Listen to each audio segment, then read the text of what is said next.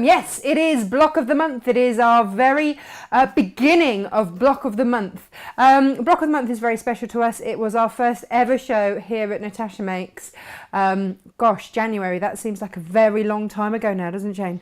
So Jane is here waiting in the wings. She is the queen of Block of the Month, and this is her very, very gorgeous creation. If you have subscribed, congratulations. You should already have your fabric by now, or it will be delivered today. We had a very slight white. White was the thing. Who would think that white would be the colour that we end up waiting for? Crazy. Craziness. But we got them out by the skin of our teeth. And you should have them by now. Wasn't helped by the post office then not sending them. I went back in the afternoon, they were still sitting there. I'm like, oh, go tomorrow. I'm like, no, they needed to go today. Anyway, you don't need to know about all of that. So yes, you should have them. If you have yet to subscribe, we do still have a handful of subscriptions. If you want this quilt but in your own colourway, then we are selling the instructions each month as we go, so we can send those out to you as well. It's all on our website, www.natashamakes.com. Now, I have to ask Elizabeth, do you have any fingers left? Because she said, I posted on Facebook that we had some very exciting news. Just see if I can find it. And she said that she hates teasing. I said, you only got 4 minutes left to go. So I have no fingers left by then. So save your fingers, Elizabeth. And because, oh, hang on, let me just say good morning to everyone. Oh, it's such a horrible tease. We've got Pam, good morning. We've got Karen, we've got Kaz, good morning. We've got Holly, we've got Pam. I know, right? She says it's stunning. Thank you. You are so clever, Jane. You've absolutely knocked it out the park again. It is just stunning. Donna, good morning. Elizabeth, good morning. We've got Colette as well, and Barbara, hello, and Patricia and Heather and Susie, good morning, good morning. And Heather and Margaret and Geraldine. Oh, not at work today, Geraldine, good. And Bella as well. Bella, if you want to email info@natashamakes.com, SJ will give you your tracking. Like I say, they've all been posted out. So she can let you know where in the wonderful world of the post office that is. Good morning, Ven. Good morning, Denise. Hello, hello. Good morning, Rona as well. She says she's super excited to be doing Block of the Month. Jen's just over there. That's why I keep talking to the door. Yeah, I'm super excited too. Yeah, you came bouncing in this morning. I did, yeah. And then we're made to stuff envelopes because we're super busy here. In a nice way. It's part of the job. Yeah, absolutely. Donna and Claire and Susan and Sarah Snaggy Fairbanks Williams. You have to say the whole name because it's just superb. Yeah. It would be rude not to. Claire says she's going to enjoy this. Yeah. And Brenda and Jane and Kim, hello, and Colette, she's really looking forward to this as well. Everyone's looking forward to it. All in place, says Elizabeth. Oh yeah, all 10 digits. It's all good. Jacqueline, good morning, and Leslie and Debbie, hello, and Myra and Pauline and Susan, hello. Fiona's just ordered the pattern. The quilt is just not my colour scheme, but it is fabulous. That's why we offer it as the pattern as well. Although there are 15 different blues in here. Yes. Yeah, 15. Yeah. I love it. I absolutely love it. I mean, that is my colour. They are my colours. And Emma, who works for us, she blue isn't her thing, but she loves it too. Oh, that's nice. She's like, you're converting me, damn it. Yeah, we will. Don't you worry. Jane's really looking forward to it. Claire's here. Wendy's here. Hello. Wendy, like I said, they've all been posted out. But if anybody wants their tracking number, SJ can give them to you. If you just email info@natashamakes.com, then she can help you with that. I don't really know how to do all that, so SJ has to do it. It's just not my department. Can't do everything. Dawn's here, Tina's here, Sarah's here, good morning, and Linda and Julia, hello, and Denise as well, and Paulette and Shirley and Susan, and we were saying about this, but we're not quite sure how to say this name. I think it's Mariah. Your surname's Ellis. Have we said that right? I hate it when people say my name wrong, so I want to get it right. But we all sort of looked and went, is it Mariah? Yeah, we weren't sure. Pat and Susan, hello. Oh, Susan's a new watcher. Ooh. Well, we welcome new watchers with Welcome. open arms. Hello, April. Lovely to have you with us. And Susan from Texas. So that's Australia and Texas. International Natasha Makes. Wow. How exciting. Yay, fabulous. Marilyn and Susan Scott and Rachel, good morning. And Helen, hello. And Jacqueline, who's on holiday in sunny Northumberland and still watching. And Ellie as well from Warwickshire. Where in Warwickshire are you? And Maggie as well. Good morning, good morning, good morning. Right. Geraldine's ready and waiting. She found her Creative Grid ruler 4590 degree, her triangle ruler, not used them yet. Is she going to use them on this? Well, she could, but I'm going to show Possibly. it's all squares and Squares and stuff. Yeah. So here's the thing. We wanted to thank you for subscribing. We wanted to get you on board with the subscriptions. And so when you get your fabric, it's a bit of a giveaway to anyone that hasn't got theirs yet. But there is a little code in there for you to use if you do want to start buying your Creative Grids. Maybe you have one that, well, there's one you don't have. It's the other way I should put it. Or maybe you've been looking at one lovingly for a while. We've given you a discount voucher so that you can get on that Creative Grids, stepping stones if you want. They are the rulers that we use all the time. They are the ones that we recommend massively. It's our little thank you to you for that. Right, now, before we crack on the exciting news, I want a drum roll or something. We'll do that. Ladies and gentlemen, as of next month, Natasha Makes will be going live 3 mornings a week. Yes. That will be Monday, Tuesday and Wednesday. And the only way that this has been possible is because we are super excited to announce that Jane Alcock is joining us as a full-time member of staff. So Wednesdays will be your dedicated quilting day. Jane is going to be designing. So one of those Wednesdays will always be block of the month. We'll have a lap quilt, a bigger one, a cushion, maybe something out of a book. But that will be your Wednesday show. We'll be with Jane. I'll be in the corner. But eating biscuits. I might throw you one occasionally. Although I got ones you don't like this morning. Well, it's how not rubbish am I? Sorry. pushed into a corner. I'd eat them. Would you? Yes. Okay. I'm just I'll not find keen. a corner. No. Okay. Sorry. It's all right. I will. It's know. good for me, actually. Good for you. Upsetting. So I'm going to leave you in Jane's very capable hands, but we are incredibly excited, and this will be from October.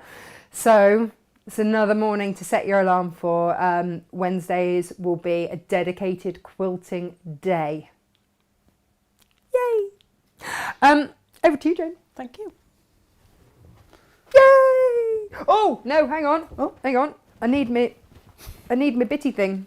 Go on. Keep going. Thanks. Got to push buttons. Yes. I'm chief button pusher. Good morning, everybody. Are we ready?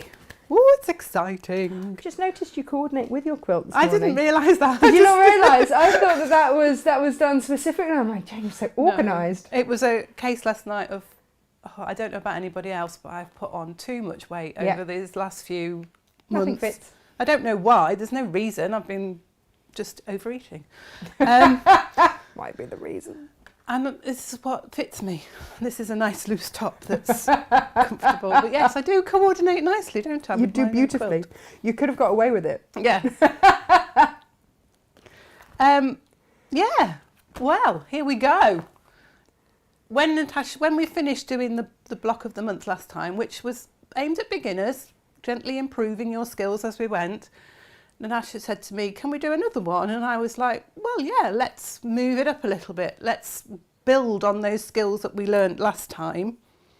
And I started sketching away. I always start by sketching. I've got a little pad with graph paper in, and I'm always coming up with little ideas. I particularly, and I know a lot of you aren't fans of it, but I love this block here, this unit. And I love the way that it forms, in places, it forms a sort of circular shape.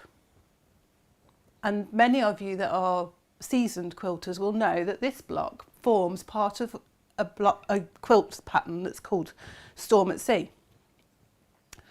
So I started with that and this block here, which is the central block, and this is how Seastorm started. And we had a couple of variations, and I said to Natasha, which one do you prefer? And we both liked the same one, fortunately. So Phew, that would have been that's awkward. the one that we decided we would then build on, and we would create the quilt. And here it is. And as many of you know, that if you follow my Facebook and Instagram page, I took it to the seaside on Bank Holiday Monday, just so that I could get a photograph of it by the sea. And fortunately, went to New Brighton, had never been there before, and there was a lighthouse. And well, you can't not have a quilt by the lighthouse, can you? So there we go. Right, let's get started.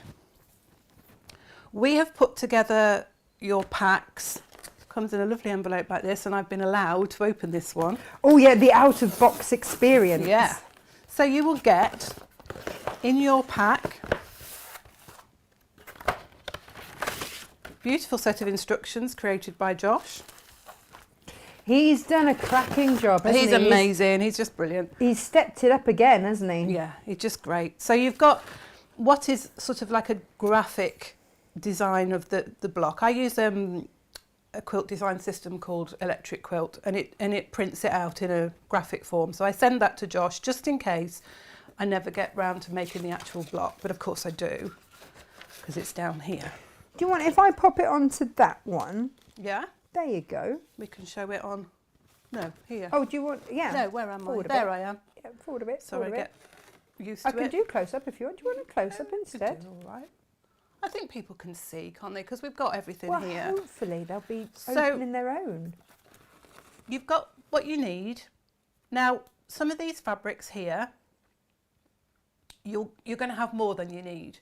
Now, what I will say to you, cut it carefully. Don't think, oh, I've got loads here, it doesn't matter, because you're going to need to use some of it in the next block. Would you recommend having a box that you put aside for block of the month and you put your Definitely. fabrics in there and you don't get all happy and use them as scraps? Yes, definitely. Okay. Don't be tempted to think, oh, I've got a bit of blue there that I was using, because you're going to need it, particularly fabric C. You've got enough in here to do block 1 and block 2, and it's important that you keep it for block 2, because you're not going to get it in your envelope, is what I'm trying to say. So it's going to carry on. What we've tried to do is we've tried to keep giving you fabric each month, but sometimes some of the fabric you're going to use in more than one block, so you might get more than you need for the actual block that month. Block 1, we're only making one block of. Many of you will have noticed that there's more than one block of some of the blocks. There's actually only seven blocks in this quilt. We're going to do 8 shows on it, because obviously we're going to make each block and then we'll do a show where we show you how to put it all together.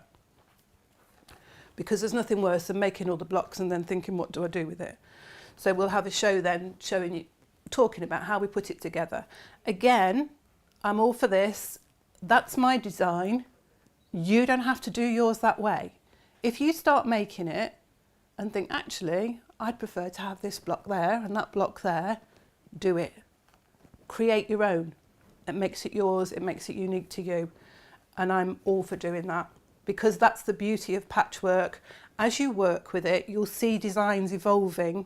You may put 2 blocks together that aren't together in this quilt, and you might like how they sit together. So yeah, as we go, I'll be making this one, but if you like it in a different way, go for it. In your pack, you've got your white fabric. You've got your lovely voucher for a discount. And in here, you've got little paper bags with a letter in the corner denoting which fabric is which. Can I just say, Jane did all of these. She stamped every single one. Not on my own. My mummy helped me. Well, thank you very much, Yeah, Mummy she did. Alcock. Although she's not an Alcock, is she? No, she's Fenton, Kate Fenton. Oh, that's your mum. Yes. She orders from you occasionally. That's why I know the name. Yes. Yeah. We always like what she picks. Yes. Because we always have, when we put fabrics together, when we're looking at the orders, Ingrid and I are often like, oh, That's a nice we like this combination. combination. Yeah. I used to find that in the shop, customers would come in and we'd select fabric and I used to think, ooh, that's a nice combination of colours. I wouldn't have thought of putting those together. Good work. Fabric F looks a little bit like a P from a distance, but it is an F when you look at it closely. It's just the stamps I chose, just the F is a weird one. So you've got each fabric in each little bag. What might be helpful is to keep those bags, to keep the remnants in and any squares that you cut as you're going along, because some of them are quite similar colourway. Not obviously when you put them next to each other, but as you're, you know, we've got all our piles of fabric and we just grab one, sometimes it's easy to get the wrong one. So stick them back in the bag? I would if it were me, because I'm a little bit OCD. Organised. I'd go with organised. Sounds better. So as I say, we've got all the fabrics that we need for this block. Keep your fabric C especially, but keep all of the bits that you've got left over because you may need to use them in further blocks, but definitely you're going to need C for block 2. So once you've done that, you're going to follow the instructions and cut out all the bits that you need. As I say, we're only making one of these blocks. In the further blocks, the instructions will show you how to make one block, but it will tell you how many blocks you need of each. Generally it's 4, but one of them you need to make 8 of the same. And you will have enough fabric to make all of the blocks, obviously, because we're working towards making the quilt. We're not only going to give you the fabric just for one block, because that would be mean. And We're not mean, Jane. We're not mean here. Oh, no. No. So there you go. So that's your little pack there with everything you need in to get going. I've cut all my squares ready because I think we're all at a stage now, I hope, that we know how to cut fabric. Maybe we'll go later on, we'll do a few more basic quilts and we'll start from the beginning about how we cut fabric and things like that. But for now, I'm going to assume you know how to cut squares, and this is not a beginner's quilt. But saying that, if you are starting and you've started with us on the block of the month, you'll be okay with this one. I'm going to take it slowly. We are literally going to do it together for these ones. So don't think, oh, I've only made a couple of quilts before. I don't know. Think this is, you know, this is too complicated for me. I haven't done it that way. Confident beginners, you know, we're moving forward. We're going to move forward. We're going to learn a little bit more each time and, you know, gain confidence and gain our skills, hopefully. Right. First things first, mark the diagonal on all of your white squares. These are 2 7/8 inch squares. So mark the diagonal. Now I talk about this all the time, but when I mark a diagonal from corner to corner, I always start in the middle of the square and go out towards the corner, just so that I'm not dragging it and stretching it because you're going across the bias. I would recommend that you treat your fabric with your best press, your flatter, your spray starch, whatever you use, give it a good spray with that first and iron it before you start cutting, because it always helps to stabilise the fabric. So the first job is that we need to make half square triangles with 3 of your fabric D squares and 3 of the fabric E. She says, just checking that she's got the right fabric. 3 Which bag did it come out of? Have a quick look on there. It says it all in here. It gives you all the instructions. There isn't always on, because generally we've had a picture per instruction on previous patterns, but there's some instructions that are just steps, and then there's a picture that goes with. Yeah, so we've got some pictures and some instructions. So just follow it step by step. Watch this video. I don't know that it'll help much, but you can watch the video. Give it a go. I was thinking this. I thought we should put these in a special place somewhere on the website. Yeah. Have So them together. so that people don't have to rummage. Yeah, I think Josh had done that with the other block of the month, hadn't he? Isn't there a? I don't know. Maybe I've imagined that. Okay. He tends to be ahead of us on these things. Working with 1/4 of an inch, we are going to sew either side of this line. Now, you can chain piece this, and this is what I do quite a lot when I'm chain piecing. Make sure I've got this. I'm going to turn the foot round. Is it on cut mode? I'm going to turn it round anyway. So don't Give it a go. We'll Who see knows what happens. It's all exciting.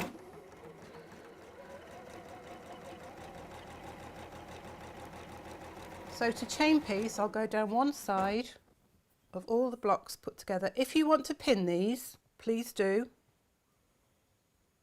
I'm not a great pinner, but as we go along, because there's a lot of seam matching in this quilt, we'll probably be using seams a lot more. Pins a lot more, rather, not seams.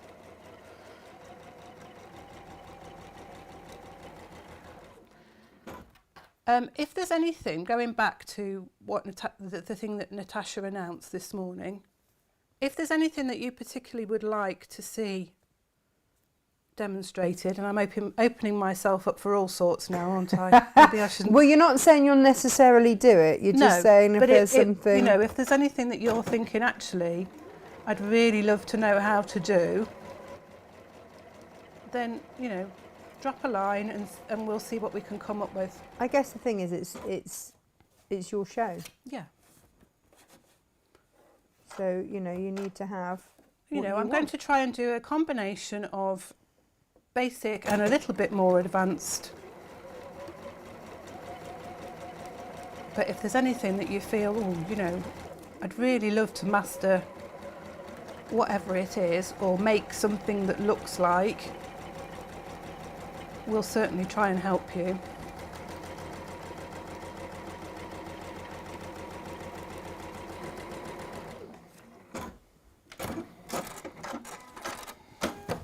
So we've got 3 squares there with the fabric D and the fabric A, making half square triangles.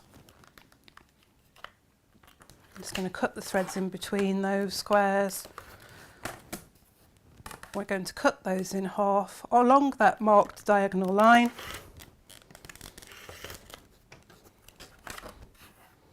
Just lining the ruler up with the line that we've drawn.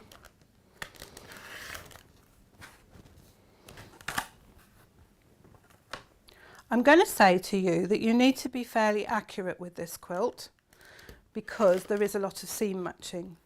By saying that, I don't want to put you off, and I don't want you to get anxious about it and think, oh God, I'm not accurate enough, because there's always ways of adjusting things.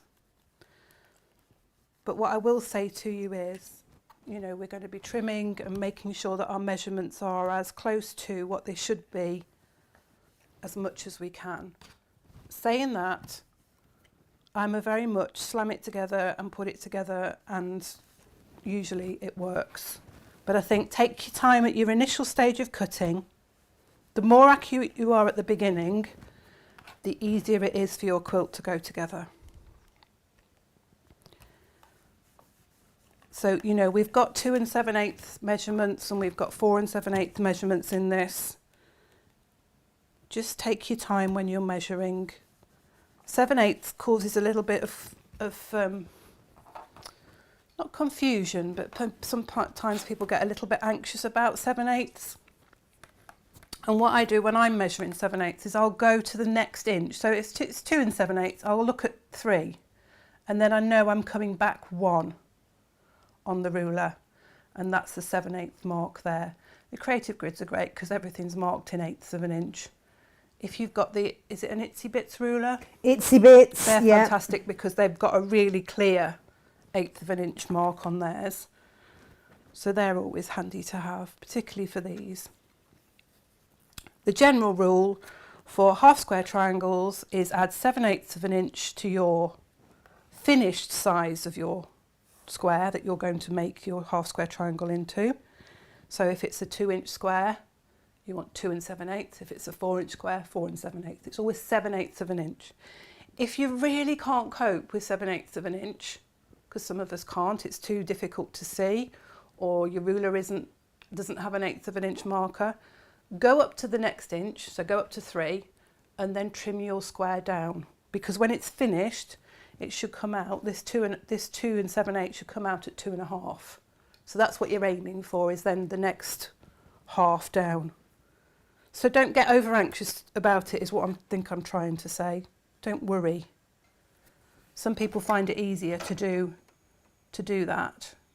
And if you've got the little square rulers as well, they come in really handy for doing that. So we've put together fabric A and fabric E now, and we're going to do the same again. Right sides together, so in 1/4 inch either side of the square.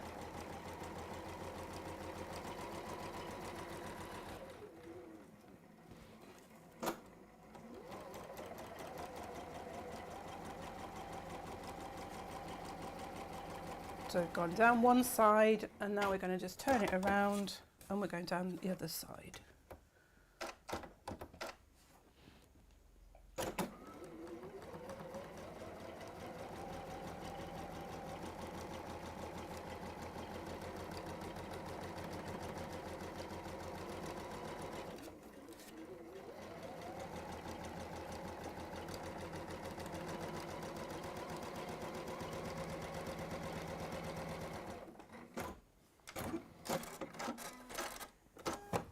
I like a bit of chain piecing.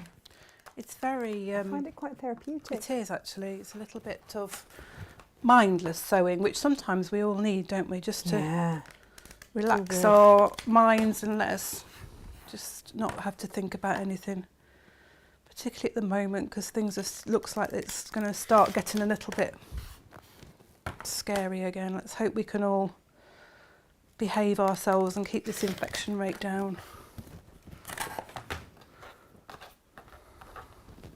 Because I'm sure that most of us have got families that are bigger than 6. We'd like to meet in the, in the future at some point. All get together. We saw my mum and dad a couple of weeks ago. Oh, lovely. Before the kids went back to school, first time since January.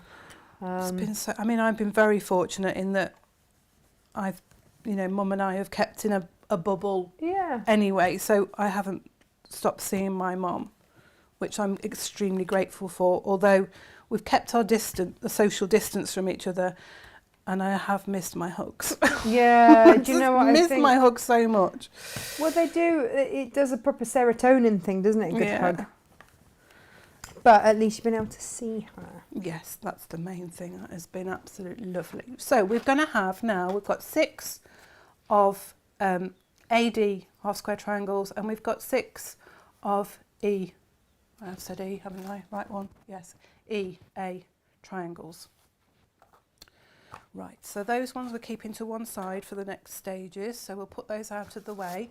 Now what we're going to do, let me just check this instructions. Right, I'm we're glad putting you those had to to do one that as well. side. Okay, now we're going to make flying geese units. So we've got fabric C, a 5 1/4 inch square.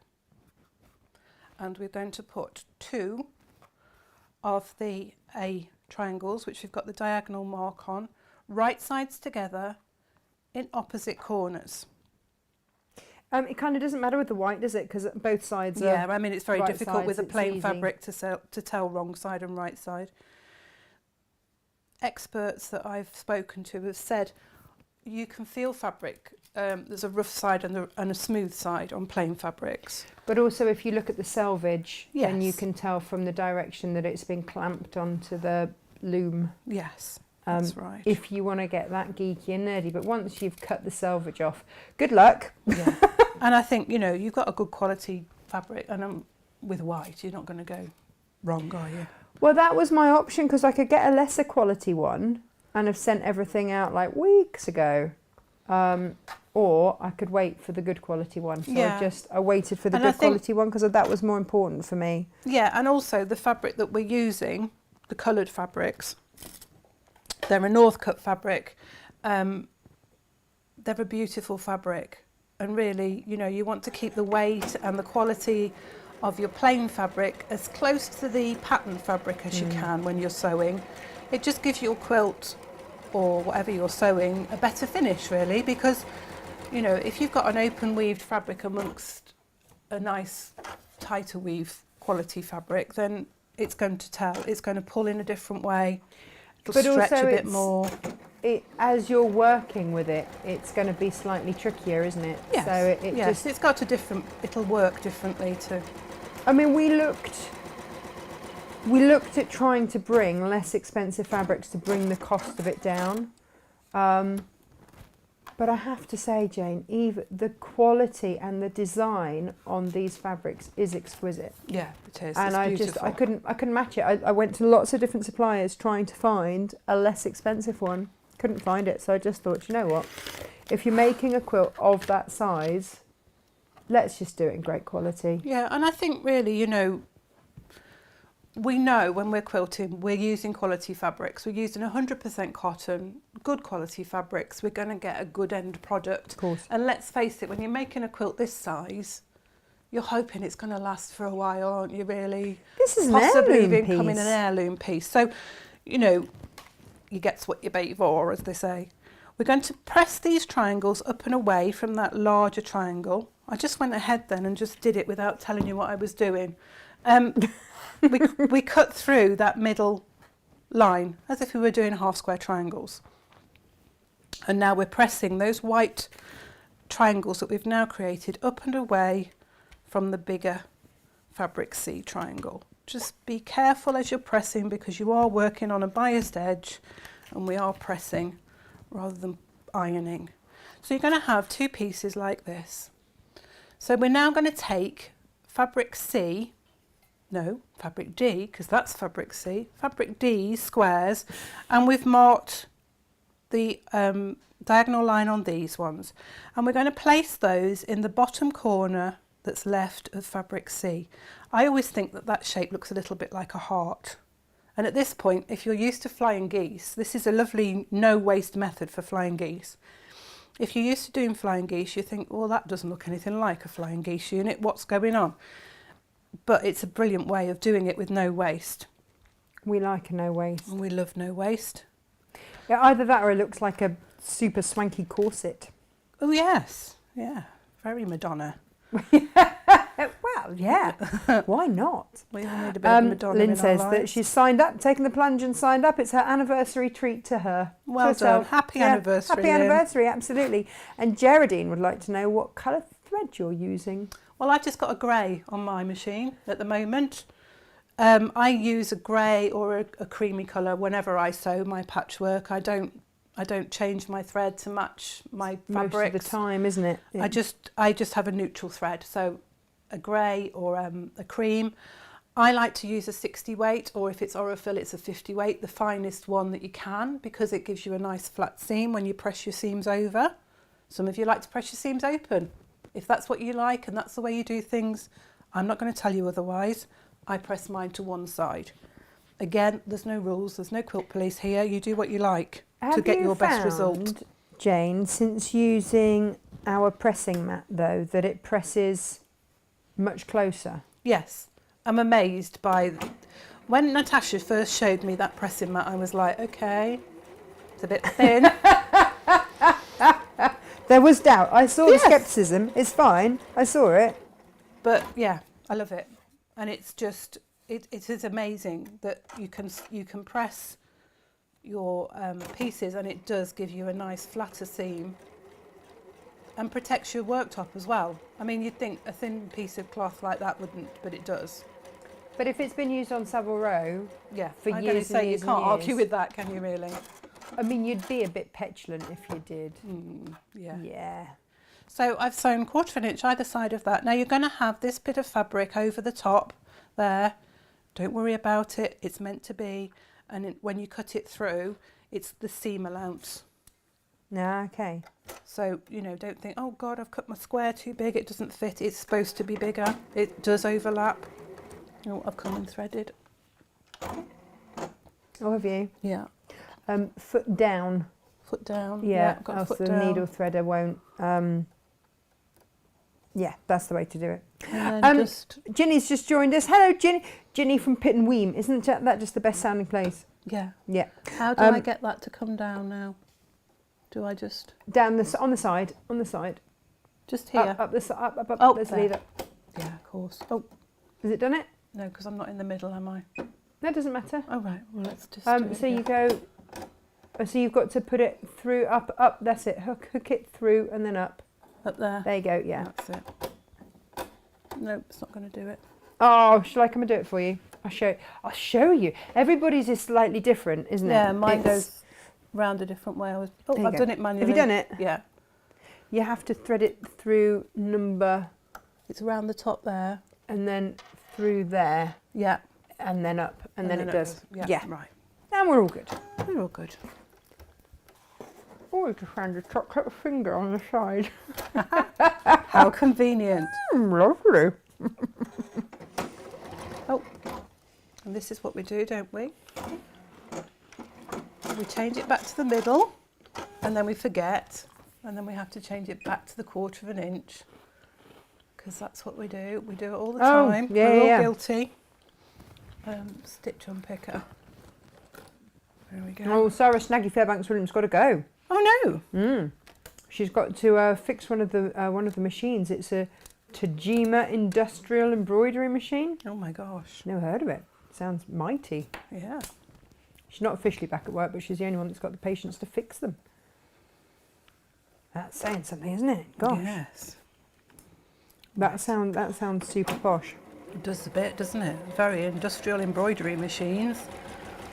So Alison says, I find big quilts too daunting, so maybe in the future I'll attempt one of Jane's blocks and make it into a set of cushions until I gain more confidence for Yeah, that's- larger projects. Do you know what, Alison? I think that's an excellent idea. And the other thing that I would say, oh, she's off to work now anyway. Bye. She's gone. It's gone. She's got to go to work. Go So back. people have got to go back to work. I mean, what's that all about? What's that all about? Ah. Oh, Claire's got to go soon as well. Oh dear. Ryan's on half days this week. Oh, have you got... Yeah. So lots of schools, Jane, are doing staggered back to schools. Oh right, yes. Well, that makes sense, doesn't it? Doing it gradually, bit at a time.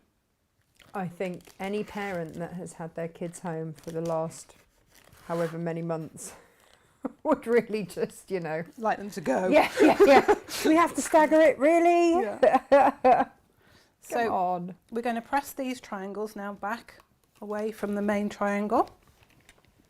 And again, just take your time, press them away.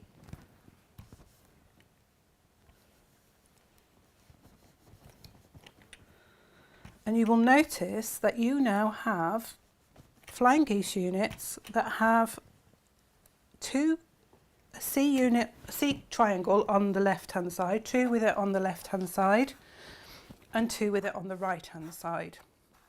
Oh, nice. And that is intentional. But if you use that method, if you think, oh, I like that flying geese method, if you're thinking you want to have all your triangles on the one side, one colour and one on the other, you can't use that method because you can't, the way that's done. It always will bring up them on the opposite sides.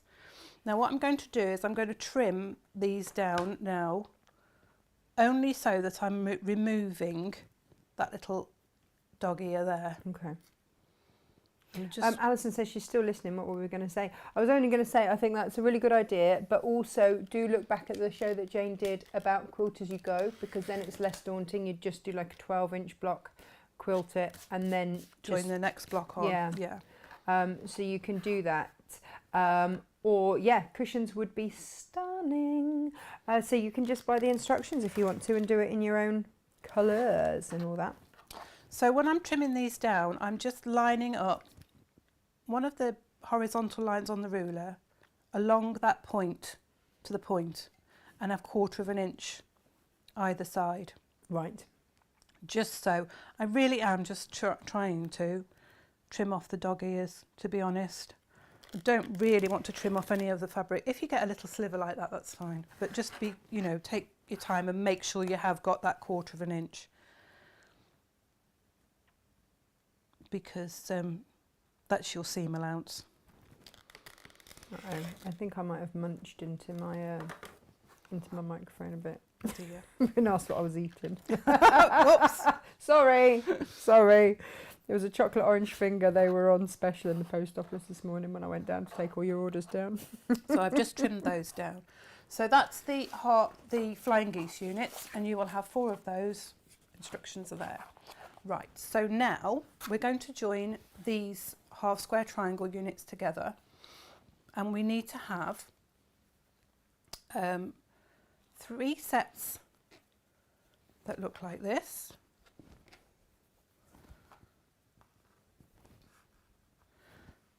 Not like this, like that. This is how easy it is to do. So just concentrate a little bit on this one. Could you shimmy it down ever so slightly? Yeah, that's Jane, just about please? there. Is that Thank good? you, my love.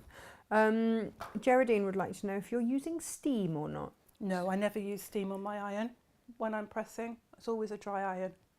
Is there a reason for that? No, except I have a feeling that steam loosens the fibres in the fabric and might add to stretching, particularly with half square triangles because you're working on a bias. So it's the way I was taught. Other people don't. So, I'm not going to tell you you're right or wrong, but generally speaking, I don't. And also, I think when you were used to working in TV studios, you don't, because certainly at some of the ones that I'd worked at, whenever you brought the iron out, they'd have to have the fire people there on standby because you had a hot iron and the steam would set off the fire alarms and everything. It was a right or rig. You just go, it's all right, I won't use steam. It's fine. Now what we're doing is we're joining these 2 units together. We've got a seam going under. I always press under the dark side of the fabric whenever I can. Sometimes I don't. It's not a rule, but it's a general rule that you go under the dark side just so that the seam doesn't show. And because I've done that, when I put these together, the seams will nestle. So you'll have one seam going that way and one seam going that way. I'm going to show that close. So if we can see that on there, can you see that seam is tucked under there and that seam is tucked that way? And so they'll nestle together, and that helps a little bit with the accuracy of your joining your units together. Now, I haven't trimmed the dog ears off on these because this helps me to see where my 1/4 of an inch would be, because that little dog ear there will sit up about 1/4 of an inch. Saying that, sometimes you go inside that, but you don't really want to go past it too much. So again, we can chain piece these 3 together.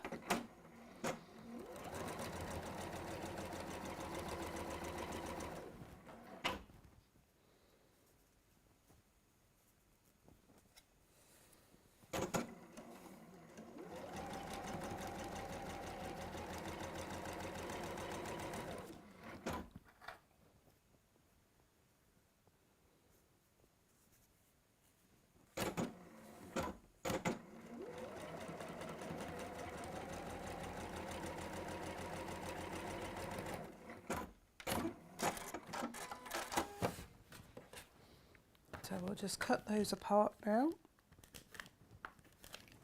and we're going to press them open. So you're in. Hang on, open this time. Well, no, We not were going open. to Sorry, press them away. Sorry, that's my using the wrong word. That's okay. Press them apart is what I mean. Oh, that's right. And you can see we've created a similar to a flying geese unit, but we've got coloured triangles in the middle and on either side.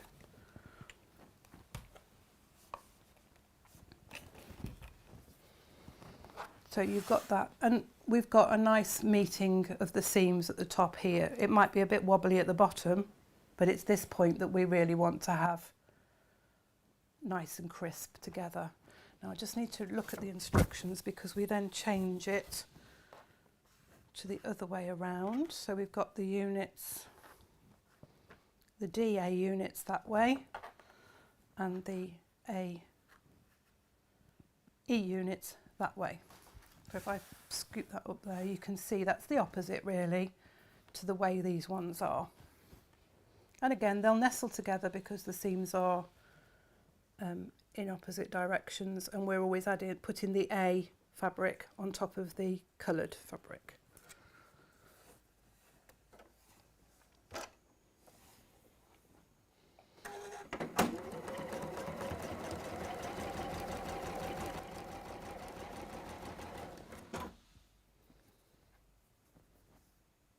quite a lot of chain piecing in this, isn't there? Yes. And you're grateful that it's only one block, actually, because there's a lot of half square triangles in it.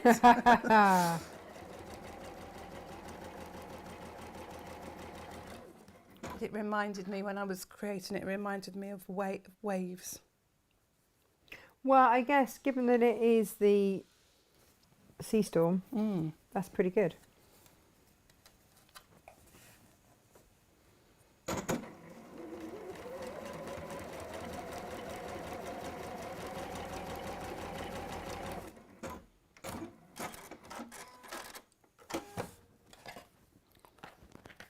So have we got, I'm just trying to look and see if we've got this block. And yeah, we no. This is the only one of this block. So this is the centre, and it is the only, it is just one of this one. Oh, yes. So I was looking at the one above it. I was going, hang on, there are 4 of those. It's got the way that with your fabric choices, it's, you know when you get cut glass and you know the way that light hits cut glass? Yes. It looks like that. It's just beautiful. It's got a reflection of colours and things. So again, we've got 3 units that have got fabric-y on the right-hand side and 3 units with fabric-y on the left-hand side. We're now going to join those units to the flying geese units. And again, I'm just going to check with my instructions. We want to make sure that the D fabrics are opposite to each other. So this one with the D triangle on the flying geese unit needs to be on the right hand side, with the D fabric on those half square triangle units on the left hand side. Okay. And vice versa. So we're basically creating, you're going to have a spare one of each of those. That's meant to be like so. So you're going to make 4 units like that. Oh, nice. Okay, so we'll just sew those together. And in theory, and everything being equal, they should line up nicely because they should be the same size. If they don't, just try and get it so that the seam, let me just check that I'm doing this correctly before I start. Yeah. It's one of those things, isn't it? It's always great to be ahead with what work you've got to do. But then I find if I've made something a few days in advance of a show, you can can't remember how forget. to do it. Yeah, you can forget. Yeah. Now what we're going to do is we're going to sew on, are we close up? Oh, we can be. Hang on, give me a second. We can be. There you go. We're going to sew the seam on this side with the half square, with the flying geese unit, because we want the seam to hit that cross really. We don't want to go on this side of it because we don't want to lose the point of the flying geese unit. And you can see on mine, because I've trimmed it, you can see that that part of that square there is just a little bit lower. I'm not worried about that because I can see that that line there goes straight. So I'm going to put the edge of my foot against this outside line. Technically called fudging. There's a way of evening out your seams and making sure that everything does fit together ultimately. You'll find this, you'll make 4 units exactly the same, and one of them, something will have gone wrong somewhere and it will just not quite be level. And I think, I don't know what it is, it's probably some law or something that tells you that's how things work.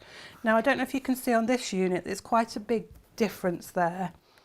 So I'm just going to trim that level, just making sure that I'm not trimming anything extra off that I don't need to. So this unit across here should be 2.5. Right. So I've got the half mark at the top there. I've got a 1/4 inch seam there that I'm happy with. So I know that I can just trim that off. And I don't know if people can see that, but you can see that it's right on the edge there, but it just comes out here. And that might have been in my pressing, or it might have been when I was actually cutting the squares to start with. But I'm happy because I've got 2.5 here. If I'd put that on there and the white had been at the 2.5, I'd know then that this was narrower, and I'd have matched my seams up with that bit. So we're going to put that on there, line them up together, turn it over, and we're sewing down this side so that I can see that little cross there and know that that's where my seam allowance needs to sit inside.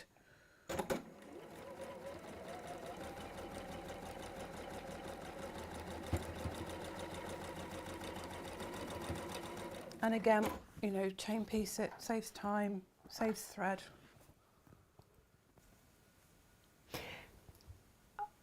There must be a maths to it if you added up the amount of thread you saved over the course of a quilt through little things like chain piecing, if you are lucky enough to have a machine with an automatic scissor cut function. Yeah, definitely. So you're not hoiking it. I mean, I know thread's not, you know, the most expensive commodity, but It depends which one you're using, to be fair. yeah. But I think, you know, even with the Aurifil, which we know is the Rolls Royce of threads and so therefore is a premium, you know, price, you get, what, 1,000 metres or something, don't you? There is 1,000 metres per spool, and it works out at pennies, doesn't it, a metre or something? I mean, does. it's not excessive. Actually, when you think that Gutermann goes out about 180 a little spool of 100 metres. Yeah.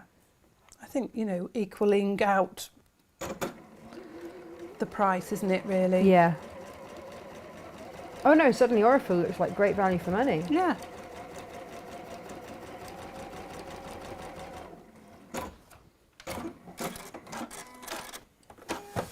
There we go. So we've got a nice little flag going on there of flying geese. We'll just trim those apart. I think it looks a bit like bunting. Yes. Quilt bunting. Let's move that ruler over there. We're then going to press these. Now, you would want to, if your fabric and yourself, you would want to press them this way because this is a flatter seam with less going on. But I'd like you, if you can feel that you can and your iron and your fabric will let you, I'd like you to press them with the flying geese upwards so that you're pressing the seam towards the flying geese point. Right. Now, it's only because it will help you later on when we're joining the units together. It's not essential, but it's just a little thing that will help you matching up your seams further on in the process. Do you find, I mean, is it okay? Because I often find this when if I'm making something and I haven't planned it, like you've made that quilt completely, so you know later on what you're going to need to help match with what. But for me, if I've done something and I haven't quite been that organised, it doesn't matter if you then flip that seam. No.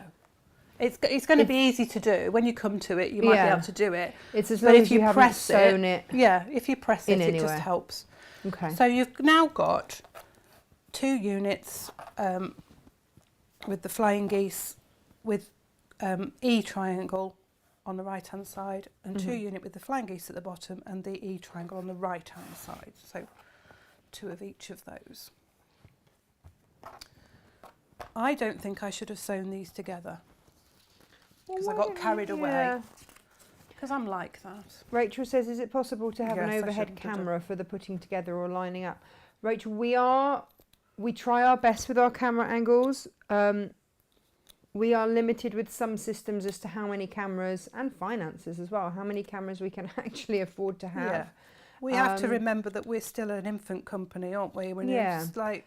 But I am looking at, I want to get this shot better. It's on my list of things to do, but I can't get the studio guys in yet because they're not back working fully. So the guys that need to come and do that technically aren't working yet. So it is on my list, and I hear you. Oh, she means for the nesting moments. Yes. We can always try it. We can try and get a close up, can't we, on by the sewing machine, if that will help you for now. But it is on my list to get a better shot. It's the one thing that niggles me a bit. But like I say, until the studio guys are back working. So when I told you to sew 3 of the triangles together into pairs, I lied. If you follow your instructions, it will tell you to sew 2 of the triangles into pairs, 2 of each into pairs, because you need to have these separate. Okay. Right. So we have got in our kit, when you've done your cutting, you will have 2 of your 2 7/8 white squares, fabric A, and 2 of your fabric E squares that you haven't done anything with yet. Place them together and cut them in half through the diagonal. So again, if you don't want to place them together and you want to do them individually because of the accuracy, then yeah, do it. You know how you feel about things. If you're much happier doing each square individually and cutting them in half, then you do that. We're not going to tell you you're right or you're wrong. It's what you do it the way that you feel most comfortable and you feel will give you the accuracy. Okay, so you're going to have, from each of those, you're going to have 4 half square triangles. You're going to take the DA half square triangle, block unit there, and we are going to sew 2 of these triangles to it so that it forms a larger triangle. So we're going to sew the left hand side triangle on. We want to make sure that one of the short sides is level with the top of the square.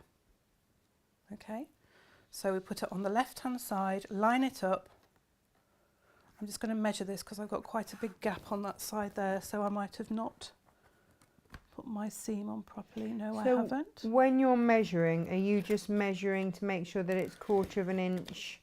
What I've done on this one is I could see that there's a gap. Let me just, can we do a close-up? We've still got a gap here. Let's do it. I've got a gap here.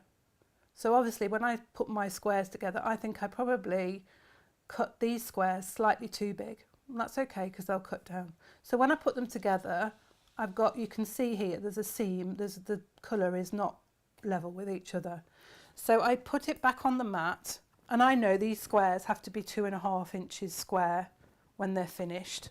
Well, when you finish sewing them together, not when they're finished, because they're 2 inches when they're finished. It's all very complicated, isn't it, this maths? But 2.5 here in its raw state. So what I've done is I've put the 2, and let's use the ruler properly. You've got your 1/2 inch mark here of you on your creative grids. I want that to be 2.5. So I put the 2.5 mark on this side here, and I've lined it up and I've trimmed that little bit of excess away, just so that I know I'm going to be, when I'm sewing the triangle to it, I'm going to get it as accurate as possible. I decided to create something out of little 2-inch squares the other day. Oh yeah. Every single one needed trimming back, Jane. Yeah. Every single one. So I feel your pain, but it was so worth doing because they This is it. You'll get gorgeous when they were done. As I said before, the more accurate you are with your cutting in the beginning, the more accurately your quilt will go together. And as you've just seen me do there, you'll get to know when something isn't quite right, and you can have a look at it with your ruler and you can trim it back down. And the other thing that I found, and I don't know if it's the same for you, but as soon as you cut on the bias, it doesn't matter what size you think you've got, it's probably slightly different.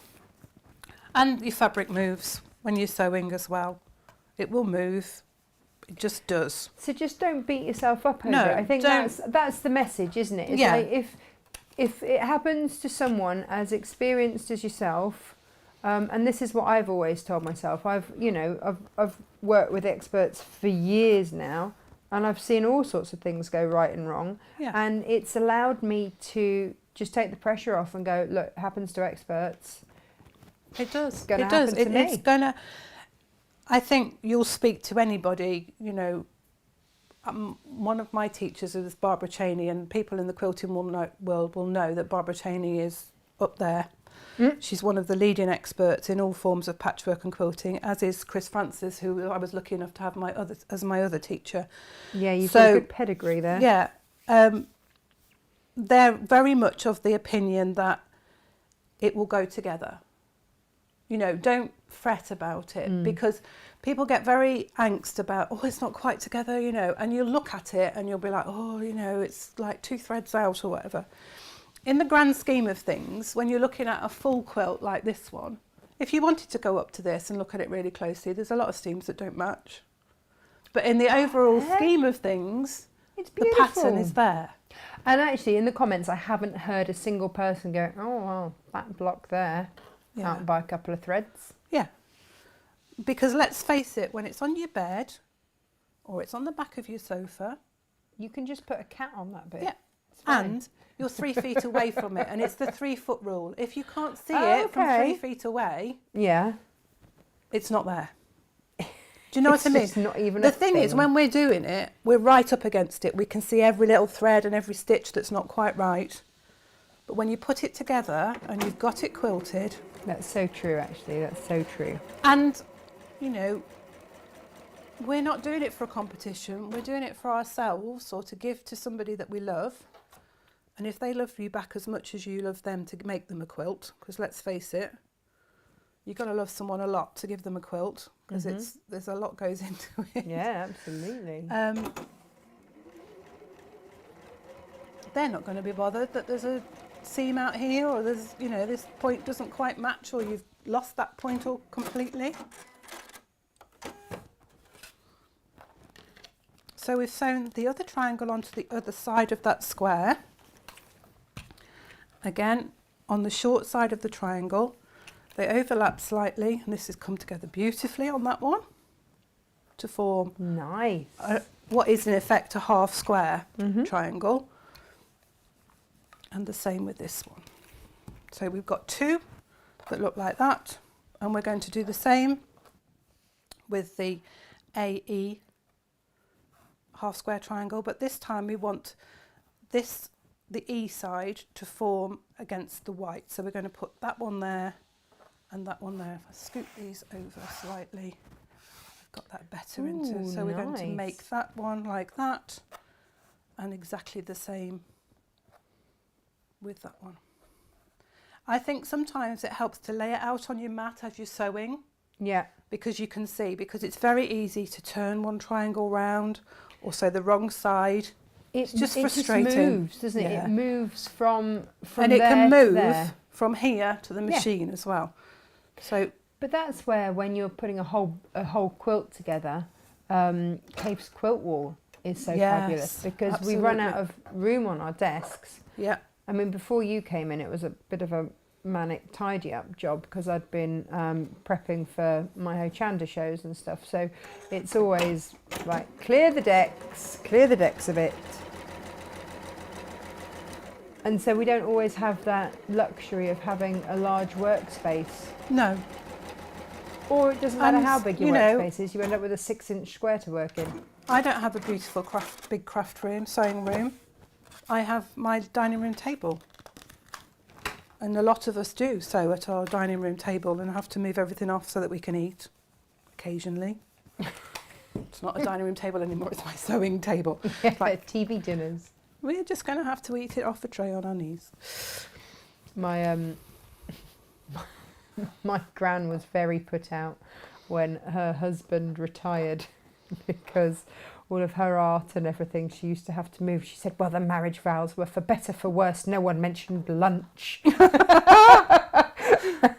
Just remember her being really put out. This is it, we get so used to our own space, don't we? Yeah, absolutely. Nikki says, bit late to the party. Sorry, miss. Just got the part where you're announcing Natasha Makes going 3 days. Yay! And then that Jane is joining as a member of your team. Double yay! So exciting. Yes, It is very exciting. It is, and we've known for a little while and haven't been able to tell you, because I wanted to wait until you were here to Yes. tell everyone, else it wasn't fair. When I was watching Natasha do the Smarths, are we calling them Smarth, Smarths? yep, the Love Smarth. them. very tempted, because I particularly love this one, to say, oh, can they be part of the staff uniform? And I thought, no, I can't say that. I'll give it away. It'll give it away. Helen says that you're such a confidence builder. Thank you. Well, this is what it's all about. I don't want to make it unachievable. I want to make it so that we can all do it and it's all, accessible for everybody. But build up on your if you're a confident quilter and you're happy, then we just know that we love making quilts anyway, so that doesn't matter. If you're in the beginning of your quilting journey, we're building it up, we're building the skill level up, and I want you to feel confident that you can try it, give it a go. I'm giggling because Margaret's just said we need a name for Wednesdays. I was wondering about humpback patchwork. Well, Wednesday's humpback day, isn't it? Yeah, it is. Because you're over the hump of the week. Yeah. She said, but then again, maybe not. We've got fabric F, or P if you look at the packet. No, fabric F. We mustn't get it confused because there will be a fabric P later on. We've got 2 squares here. These are 4 7/8. Have you used all the letters of the alphabet in your quilt? No, we only got up to P. No. Yeah, only up to P. Yeah. It's only up to P. I haven't put I in. I got this thing about putting the letter I in because it looks like one. And I don't want people to get confused. So it goes from H to J. H-I-J, yeah, J. So it goes from H to J. So don't think we've forgotten to put a fabric in. No, oh, okay, all right. It comes from my days working in a hotel and catering, and we used to wait on tables. We never had a table I. Or a table 13. No, because you didn't want to say, oh, table what? You didn't have the tables numbered because you didn't want to say, oh, the 3 people on table 4 or 4 people on table 3 because it would get confusing. So they were all always lettered, but we never had I because it looked like one. Yeah. No, I'm with you there. Workshop Wednesdays says Natasha makes, which is strange because that must be SJ or Josh because it's not me. They've obviously jumped on as well. Laurie says that everyone that has seen her smarf loves it. And she did a beautiful job, I have to say. She sent me a photo of it as well. It's lovely. And Elizabeth says Alcock's flower. That could be interesting when you're Googling it. Yes. So we're going to put these half square triangles that we've just cut on top of the half square triangles that we've just created. Right. And we're sewing down here. Now my little tip to you would be line up these corners here rather than the edges, because with all the best will in the world, they've got a biased edge on them, and as we're pressing them we may have moved them. So I think for the process of doing it, do that. If you want to, you can trim away these little dog ears, and again use the 1/4 inch mark on your ruler, line that up. Again, I've lined one of the straight lines on my ruler here diagonally across that square, and then just put your 1/4 inch mark on there just to make sure that you're level, and then just cut the dog ears off there.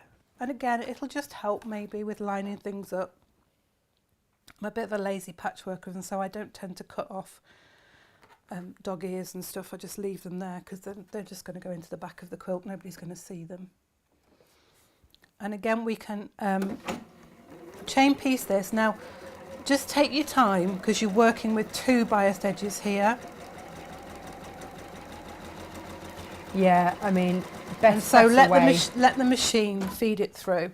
And again, maybe sew on the side with the most information. That's what my teacher Chris used to say to me. So sew on this side. So you've got this little cross here that you can see that the seam line needs to be on that side of it and not on this side, so you won't lose the point of your square. Just these little things just help to keep you accurate. I don't want to get obsessive about accuracy because that's not how I work. I'm not that sort of teacher.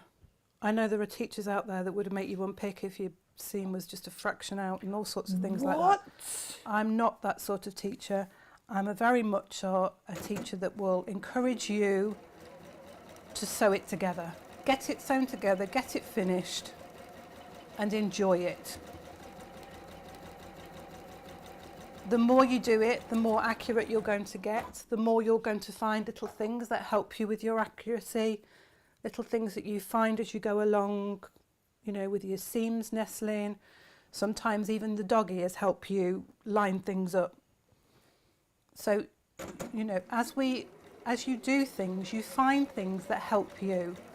Everybody's got a little trick or tip that they know that they've learnt just through experience, just from doing it, you know, as they've gone, finding ways of doing things. Okay, so we've got some nice bunting here. I'm just going to cut that apart. And we're going to press. Now press this time, press on this side so that you've got that seam hidden. Hang on, which side? Let's do a little close up. On the triangle, on this side. So when I press and I want the seam to go under this fabric, I press with this fabric on the top. Yeah. So the fabric that I want my seam to go under, I press it on the top. And just push that away very carefully, try not to stretch it. I find that I stretch it less with the little iron, with the little prim iron. I think because you can get that, it's got a lovely point on it and you can get that right in. I also tend to push it away with my hands first before I then press. Oh, okay. I know there's a lot of people out there that when they're quilting they don't iron at all in between. They'll make their units and they'll finger press all the way through. Now when you're finger pressing on a biased edge, you've got to be very careful because the temptation to pull it when you're finger pressing is huge. So as you drew it, going from the centre out, finger press from the centre out. Okay. Yeah. So you're going to have now 2 units that look like that and 2 units that look like that. Now I've said in the instructions about labelling them and it does help. So these are unit 1 with the fabric E against the fabric F, and these are unit 2 with the A against the F. Okay. It just helps when you're lining them up, when you're sewing them together. Helen says her husband says that even he could follow this and he's never done it before. This is good. This is what we want. We want to make it accessible and easy for people. You know, we're not here to make things complicated and difficult and make you feel off-put. We want you to join in and enjoy it, and that's what it's all about. Right, so we're now going to join these together in rows to create the block.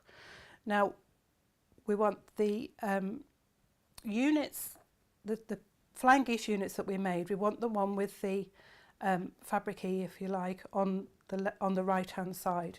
If I place that there, on there, you can see now that we've got these 2 triangles are the same here, and these 2 are the same here. Oh, nice, I see, yes. So it's what you're looking to build. That's what you're aiming to get. So we're going to sew, this is, we've called this unit 2. This is unit 2. So this is unit 1, this is unit 3, in the instructions. So we're going to sew this one together there. Now, when I said to you about pressing the seam towards the flying geese unit, which is a bit alien because really your fabric and everything wants to go the other way, it's because when we join this together, this unit here, this seam goes that way. It's a natural way of doing it because that's a straight seam and you want to press it that way. Yeah. So when you line them up, you've got that nestling and you know then that you're lined up in the right place, and in theory it should make the run of the patchwork run the triangle in a line. Okay. And again, if we go close up on this, we've got this little marker here that we know we need to get our seam inside that bit and not inside that bit. That's the point of our triangle there. Right. So we want our seam to run along there.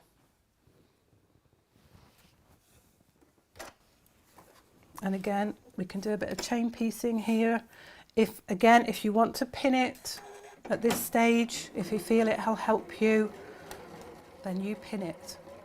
Susan says she loves having a main project on the go, and this is the one for this year. But she also likes to have smaller ones to do as well. And I think there's a lot of people like that, isn't there? I mean, sometimes you can have a big project and you start off with great enthusiasm and you're all raring to go, but then about halfway through you're like, I'm a bit bored with this now. And so having some smaller projects just to freshen you up a little bit really is a lovely thing to have, isn't it? Just to keep you going. Hancock's half hour. Hancock. I think that's the same as Alcock's full hour. Yeah. I think that's where Elizabeth was coming from with that. Oh, Ginny's bless just her. twigged it. Oh no, she's put up the same thing again. So it turns out that Ginny and Elizabeth are possibly the same person, just one lives in Scotland and one lives in Malvern. Oh, But they are either that or they're just humour twins. I get it. So, right now then, let me think about this. We want to press the seam. We're going to press it towards the corner unit, which is unit 1. Okay, there is a method to this madness. And you can see there that because we've matched it up and we've got the I'm seam. going to put it on a there we go. Yeah, we've got that running in a straight line there. So which way did you press the seam? I've pressed it towards unit 1, the corner. Right, okay. At this point, you've got lots of seams going on. So, you know, you're not going to get it hugely flat. Yeah. It's going to be a little bit bobbly, but that's what you're aiming for. Geraldine says that she's been dressmaking and doing some red work, so she's really looking forward to doing this. Oh, lovely. So we're now going to sew unit 3 to the other side of unit 2. And again, we've got the seams going in opposite directions, which will lock into each other, and we've got this little cross that we can aim towards to keep our seam inside it.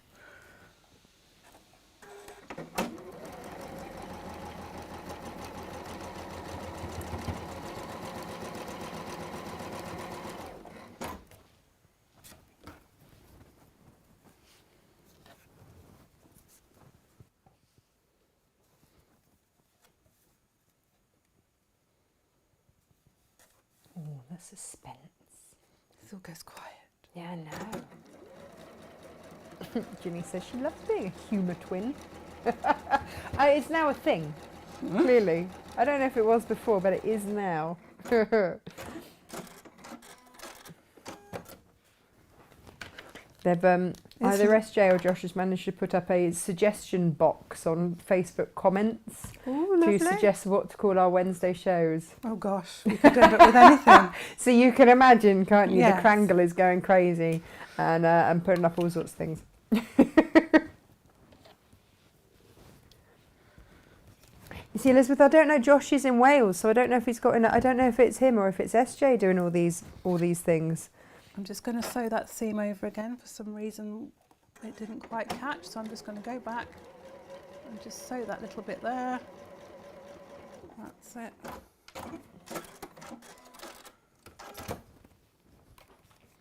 And we're pressing the seam again, we're pressing it under towards the other corner so that we've got, in effect, those two seams facing outwards. So they go that way on that one.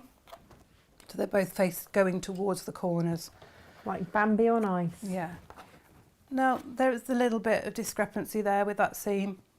Possibly I might unpick it and do it, but I'm not going to. No. No. I don't unpick much, to be honest with you. I was like, oh, that'll be fine. So we've now got our centre square. Now this is a 4.5-inch square. It's just a plain fabric. It's not a plain fabric. It's just a plain square of fabric B. 4.5-inch square. It's fabric B. Is that the one that goes all the way around on the This is sashing our as well?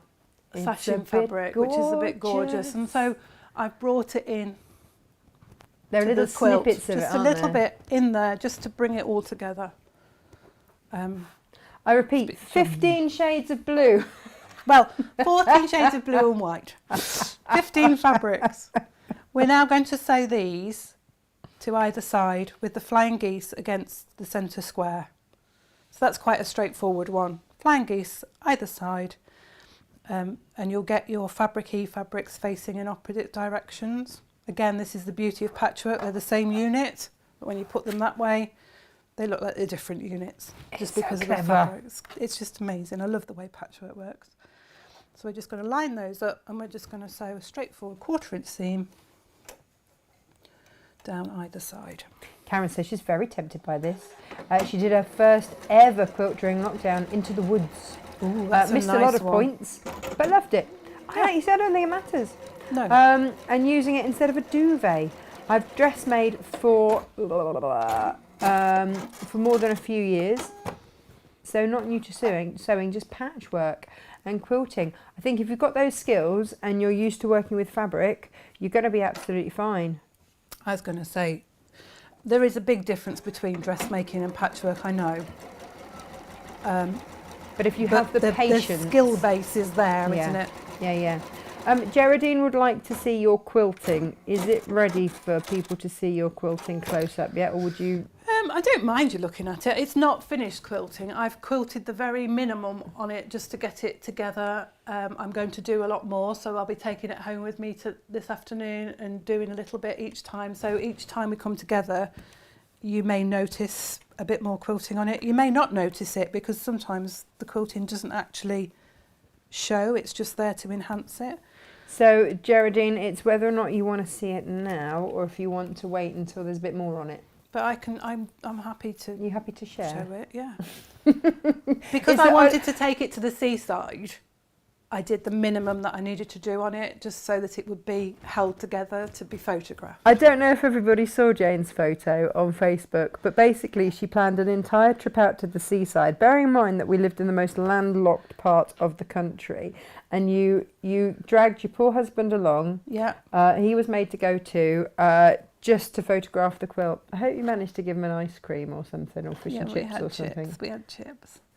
Yeah, it was a nice day out, and I mean, we loved it. And it was the first time we'd been to New Brighton, and it's for us, in, like we say, landlocked Midlands, it took an hour and a half to get to the seaside, which was fabulous. Perfect. You know, it's lovely. And there was a lighthouse. I didn't know there'd be a lighthouse. No, I didn't know either. I love lighthouses.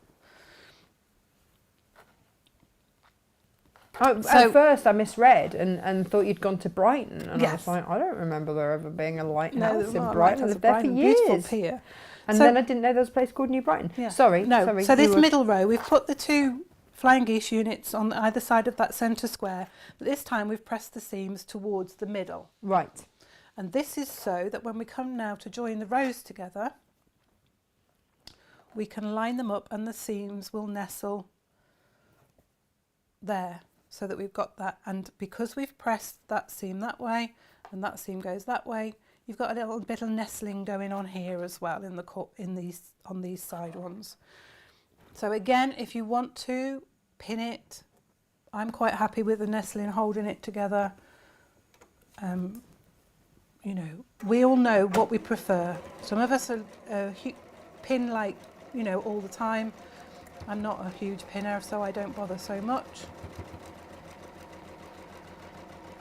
Oh, Geraldine wants to know, was it New Brighton on the Wirral?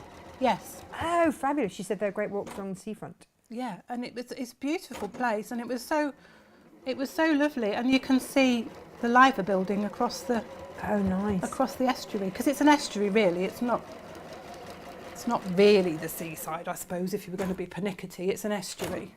Oh no, you see, Laurie says that her husband used to work for Trinity House on the lightships. Oh, What's a lightship? I don't know. I said it then like I knew what that actually was. I thought she was going to say lighthouse, and then I read it and it said lightship. Laurie, what's a lightship? That's interesting. Is it like a lighthouse, but is just it a floaty one? a floating lighthouse? A floaty one. Floaty We're one. not very technical with our terminology, Creating are we? new language as we go. You've created a pretty quilt, you can. I love the seaside. I don't know what it is. There's something about the sea that draws me. I'm a water sign, star sign. are you? I'm Cancer. Oh. Well, Gemini Cancer. But I'm absolutely transfixed by the sea. Hang on, that means I missed your birthday if you're a jet. Whoa, hang on, when was that? June 22nd is my birthday. You're 2 days after my brother. I did not know this. Oh, Jane. I'd And have so, sent you something if I'd known. so I'm absolutely, you know, I love it. I love being by the sea, and I just felt I needed to go to the sea. So taking the quilt with me and just spending a day at the seaside just really recharged my batteries and made me feel refreshed. When I first moved to the Midlands, bearing in mind that I'd spent 16 years living near Brighton, Yes. I used to get so lost because I didn't realise how much I'd used the coast as a knowing where I was. Yes. Even down to when I used to walk up on the downs, if I saw where the coast was, I always knew where I was. Yes. Yeah. And I used to spend hours walking or riding with the horses. So it just, yeah, it totally threw me. Now I've gone a little bit out here on this Oh, corner. I'm going to Jane. show you because nobody's perfect. Do you want to show it on a close-up? Yeah, I let's mean, do let's it. really Let's really pull it to let's pieces. really name and shame. Can you see that there? Can we see Where? that? Can you see it? If I take my hand away, can you see how it's just out slightly? Now I probably would unpick that and try and line it up a little bit better. That's a little bit too much for me. Now that could have been in the ironing. I could have stretched it with the ironing. I could have not pressed it properly. I might not have pressed this seam back properly, or I just haven't lined it up correctly here. So I wouldn't necessarily, on a personal level, unpick the whole seam. I might Right. just unpick from about there Oh, to really? there and just rejig it. Oh, I like a rejig. But I'm not going to for this Okay. purpose, All right. because if I hold this block up like that, Yeah. from there, You can't see and it. we're about 5 feet away from the camera, maybe not even that far, are we? Yeah, probably 5 feet. Yeah. You can't see that it's out, can you? So this is what I'm trying to say to you. You know what you can Stress live with. You know, if that really upsets you, unpick it and redo it. It upsets me slightly. It's a little bit. On a And twitching scale. I probably would unpick it. The other side is slightly out, but it's about 2 threads, and that wouldn't bother me. But that to me is quite obvious. And looking at how it's lying, it's not lying flat either. So that to me says that maybe there's something wrong with the seam allowance on there. Right. So maybe it just needs adjusting slightly. Again, you'll get to know this. As you're doing this quilt, you'll get the feel of how seams work together and how fabric sits together. And it's all part of this learning process, I think. So there we go. Jane, we were right. A lightship is a floating lighthouse. Oh, wow. There we go. I didn't know there was such a thing. Well, Radio Caroline was formerly a lightship, Oh, apparently. right. That's what Margaret says. And yeah, Laurie says yes. Ships out at sea. Oh, how lovely. That's lovely, isn't it? We learn. You see, every day's a school day. You don't you come learn here things- just to learn about quilts. No. No. And this is one of the beautiful things about sharing patchwork and quilting. You meet people that have these life experiences that you would know nothing about otherwise, and you get to share things with people that you would never, you know, they might be a bit older than you, so you wouldn't necessarily meet them in a social level. It's lovely. I love it. I love it because it means that every day's a school day, and we rock when we go to pub quizzes. Yeah. We got all the knowledge. Got all the knowledge. All the knowledge. All the knowledge. Elizabeth said they had a massive high slide when I was a child in a bowling alley. Somebody said that to me. Did you go on the high slide? And I was like, I don't know what that is. What? I don't know if they're allowed such fun things anymore. Now, these blocks, look at that when you put it together. Ooh. What you could do, if you just want to make this block for a cushion. So Alison, who was all ears but has now had to go to work. Yeah. Just think about this. There's 4 of these blocks together would make a nice little table centre. Make an amazing one. Look at these triangles here. Maybe change the colours of these triangles. And then you'd have a little 4 patch in the middle. Oh, nice. This is something that patchwork does for you. You'll put things together. I've put that block that way together. If I turn it this way, you get like a little... Oh, nice. So you could do a 4 patch, you could sash it a few times, and you've got a lap quilt. Yeah. Nice. Nice. And this is the beauty of patchwork. Oh, Trish says, hello, I'm new to your channel. Hi, Trish. We were just Trish. saying, lovely to have everybody with us this morning. We are normally Mondays and Tuesdays, 10 a.m. onwards. But on Wednesdays, we have Block of the Month, which is normally the first Wednesday of the month. But as of, hang on, what month are we? So October. From So, October. From October, we're going to be live on a Wednesday morning as well. Whoop, whoop. You've got to put up with me. It's never a hardship at all. So, yeah. And what I would suggest that you do as well, once you've made this centre block, just trim it. Now, when I say trim it, I'm literally talking about taking off your dog ears, really. You want to make sure where these parts here are, that they're 1/4 inch. These units should be 4 inches square. If you've got a 12.5 inch square ruler. And I think I've just sold my last one and I'm getting more stock in of it, so yes. But again, this will help you. If you just trim those dog ears off, it will help you in the long term. When we come to put all the blocks together, you'll know that you've got your 1/4 inch seam going all the way around. Don't be tempted to think, oh right, I need to trim it against the edge of the point. Right, no. Don't do that. No. Don't do that. And if your block comes out a little bit less than 12.5, don't worry, because it's obviously your seam allowance on your machine is maybe a little bit bigger than a 1/4 inch. But if you're doing all of your patches on the same machine, all of your blocks are going to come out the same size. Perfect. So don't stress about it. Maggie says that she lives on, and this is where I've got to put my teeth in, the Firth of Forth. Oh gosh, yes. Firth of Forth estuary, which is Burnt Island, and has always called it the seaside, and the beach is tidal, so that's what counts. Yeah. And she Well, says I that think she's it's sure, the seaside. There was sand there and sea, and it was salty water. The dog found that out because she tried to drink it and then spent the rest of the time like really thirsty. And she reckons that Ginny would call Pitt and Weem seaside as well. Yeah. I think we will. I see If the Trish sand is from and the water, Wirral. it's a seaside, isn't it? Yeah. See, Trish, as a Wirral person, new Trish, shall henceforth be known. Yes. New Trish. New Trish. Is New Brighton, is that beach, is that seaside or estuary? It's definitely beach. It's all set up as a beach. Oh, there you go. There's So it's just whether lifeguards it's and there's a lifeboat there and there's an arcade with bandits in it and I mean, what more do you need? Has it got penny slots? yeah, Oh, fish there and you go, chip seaside. shops. Rock? Yeah. Donuts. Do they have to call it New Brighton Rock? Oh, they might do, mightn't they? Oh, Yeah. I would like that. Oh, hang on, more on the lightships. She had lightships out at sea. They are a bit like a buoy, showing ships where something dangerous is, with a lighthouse kind of light on it, and where there is fog. Oh, great, yeah. Cool. So they used to have 5-man crew. Now it's automated and everything. He was on the Varn off Kent between Dover and France. Busy shipping area. Oh, I think actually the channel is the busiest. I was going to say it's a very busy shipping channel, isn't it? Yeah. You see, that's what puts me off over swimming it. Yeah. Glenn Like that was ever an option. Glenn But, fancied you know. the idea of swimming the channel. Did he? I'm like, yeah. Does he know what goes into it? He's looked into it and he's Has he? like, you'd need it like 6 months off work really to swim to do it like. It would take me about 6 months, yeah. To do all the training and everything. And of course, if you're doing it properly, you don't wear a wetsuit, do you? You have to do it in your. No, you can goose grease yourself up. Yeah.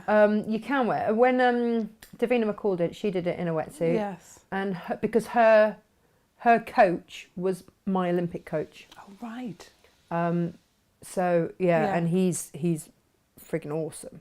But I think you Absolutely get to a awesome. point, don't you, when you're swimming against the tide and you're just swimming on the spot for a certain amount before the tide changes. So you've got to be quick. Yeah. To get to that point. Yeah. And dodge all the container ships. yeah, I mean, so you've got to have a crew then as well, Yeah. haven't you? So you've Yeah. got to have a crew to make sure that people notice the fact that you're there. Yeah. Yeah. Oh no, can't you just do laps in your pool? Yeah, it's a bit cheesier. We're And there all might pretty be easy fish life. in there that might swim up against you. Yeah. Right, so there you are. There's your centre block. That is pretty stunning, and what a great start to it as well. Yes. We've gone lots of half square triangles, flying geese units. Yeah. But we did all of these in the last quilt that we We did. have done all of them. We've talked about them. I've got a little bit more into which way to press your fabric and seam matching and stuff like that this time. We're just progressing, aren't we? Moving it forward a little bit, being a bit more adventurous. No, New Trish lives in New Brighton. New Trish in New Brighton. New I Trish mean, in New it's all Brighton. beautiful. It's Meant all to beautiful. be.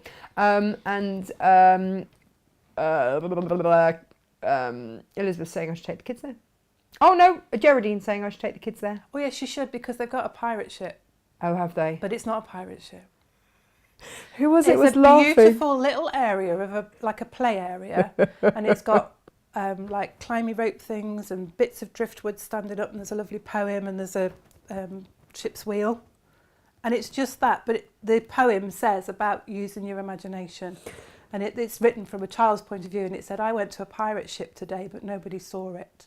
And it talks about how they battled and played and swam with mermaids, I'm but guessing the you went- grown-ups didn't see it. Yeah, you. Apart from you, you Yeah, went on. You I went on saw there, it. didn't you? Yeah. I was in that I was in that pirate ship. That's how we know. Yeah. SJ was laughing at my daughter, Captain Small, yesterday because she came around the corner of the kitchen with a big sword, going on guard. And she's like, can't speak, but can say on guard. Yep. That's my daughter. That's her little Well, warehouse this is sounding manager. great. So yeah, warehouse manager, absolutely. She's small but mighty. We are now planning a Natasha Makes tour. Cool. You've got a camper van. I've got a camper van. We're going on tour. We're going to Pitt and Weem because it sounds nice. I Yes. think New Brighton on the way up Yeah, is sounding good. yeah. I think somebody requested we go to Devon because it's nice. Just got to be done. Plus they have teas, cream what else tea, is yeah. there? Oh, Scones we're on and the jam and same cream. What else wavelength. is there? So I think that takes us up the west of the Yeah. country. Yeah. We've got to find, We'll come up the east. We'll do a bit of Norfolk. Go Yeah. to Great Yarmouth. Get and round the there. Seaside. Hang on, Laurie, you're Suffolk. We're going to come and see you. Yeah. Yeah. Oh, Yeah. we've got a Dave Crangle. Is that anything to do with you, Elizabeth? It's an unusual surname for it not. I to be. reckon that's one of her many brothers. Ooh. Yeah. Midweek Magic. That's what. Oh, that's nice. Yeah, I like that's that. what Ginny would like to call it. Trish, are you from New Brighton? No. Jane went there for a day out just to photograph this quilt, Trish. You know. It's the things you do. Yeah. You don't have to be mad to be a quilter, but it helps.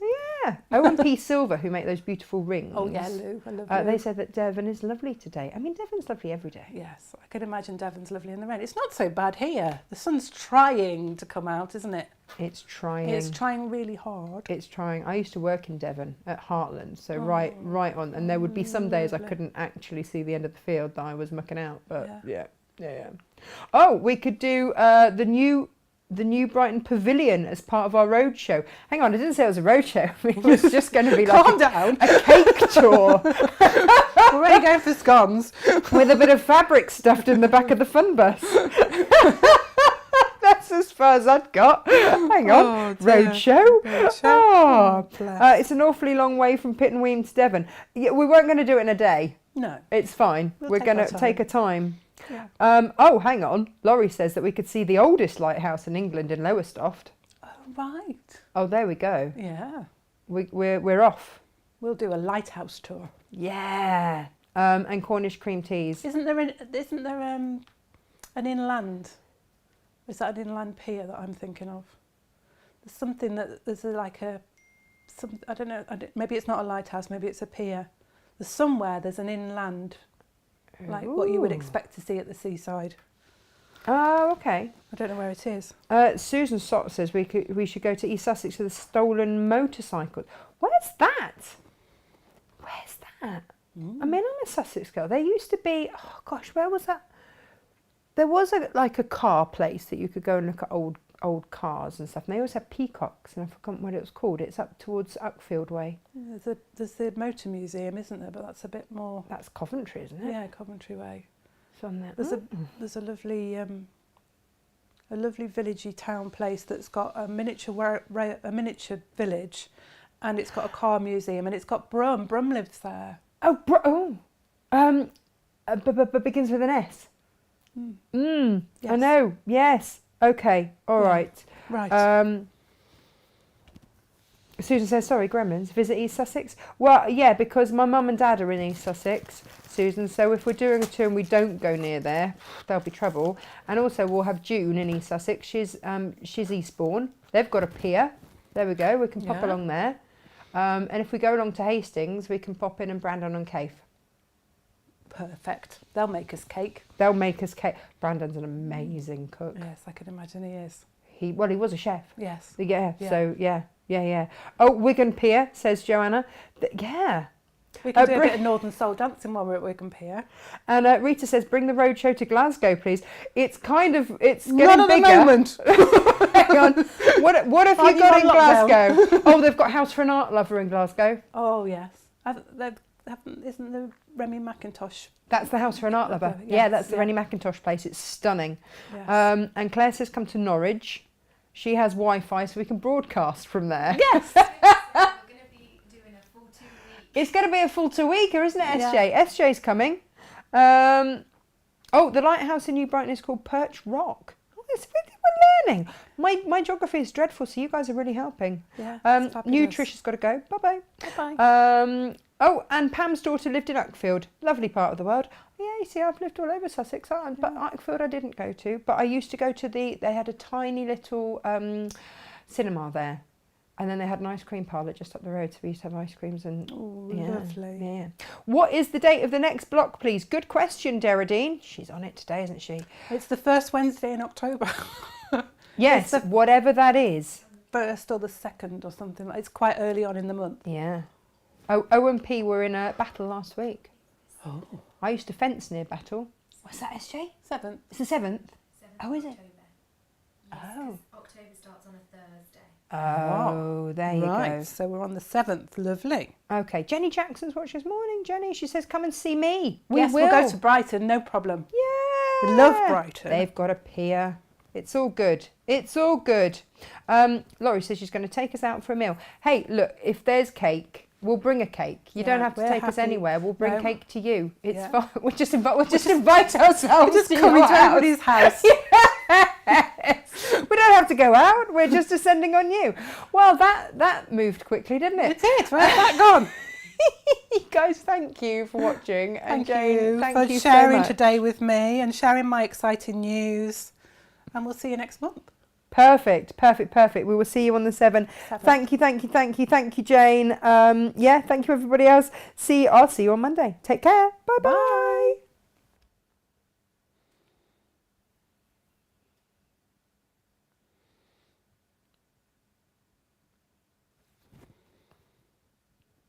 Oh, Geraldine's going to book her days off so she doesn't miss you on a Wednesday.